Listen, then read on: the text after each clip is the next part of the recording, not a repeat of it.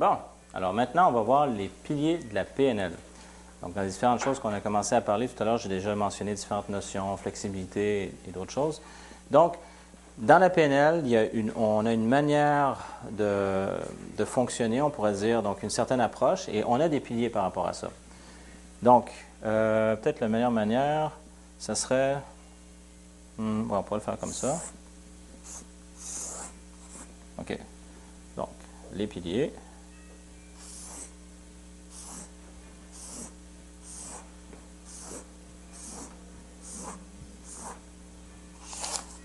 OK. Alors, premier pilier, on va voir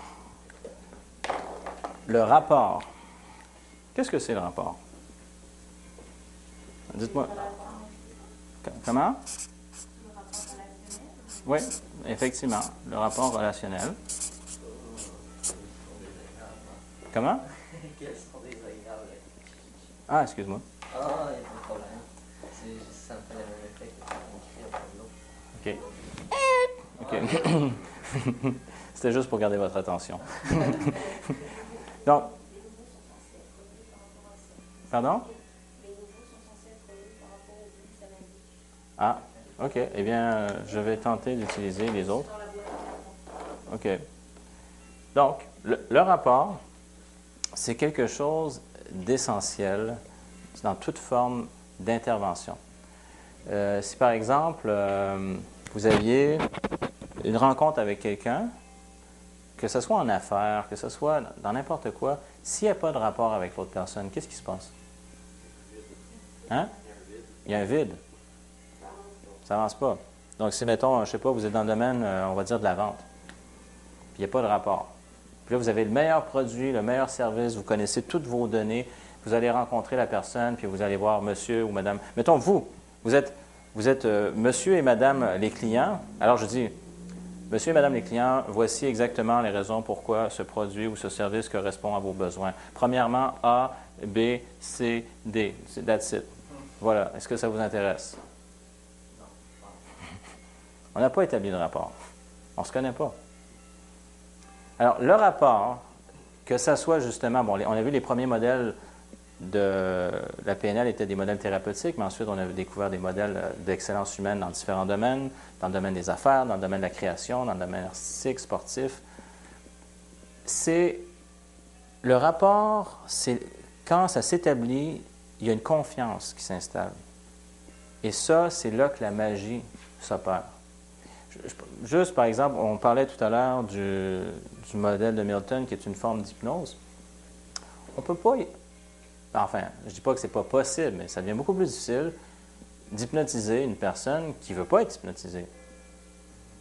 Donc, ça devient beaucoup plus difficile d'influencer une personne qui ne nous fait pas confiance. Mais si la personne nous fait confiance, mettons la personne, je vais prendre l'exemple du coaching. La personne vient nous voir, elle dit, moi j'ai besoin de changer ça. OK, parfait, c'est bon. Donc, tu veux changer ça. Puis la personne, il y a une confiance qui s'installe. Bien là, on peut faire quelque chose.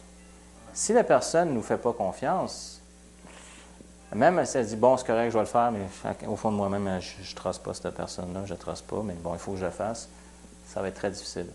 Donc, si je prends l'exemple, que ce soit de la thérapie, que ce soit du coaching, et même peu importe, toute forme d'interaction humaine, que ce soit gestion d'équipe ou même avec nos amis, les gens en général qu'on rencontre dans vente, dans n'importe quoi, c'est d'établir ce rapport-là. Si je prends l'exemple du coaching, 90% vraiment de la job, c'est d'établir ce rapport-là. Il y a plusieurs éléments qui amènent à créer ce rapport-là. Mais premièrement, le premier élément, c'est d'avoir nous-mêmes, je veux dire, s'intéresser à la personne. Qui est devant moi? C'est qui cette personne-là? Vouloir découvrir son monde.